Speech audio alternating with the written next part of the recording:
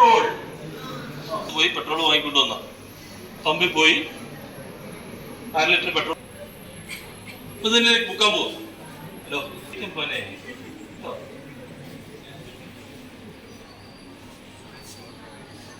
കണ്ടോ കൊണ്ടിരിക്കുക താഴെ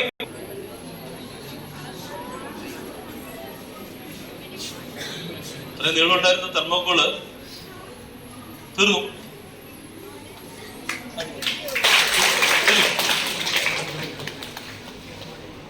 മേല അതുകൊണ്ട് നന്നായി.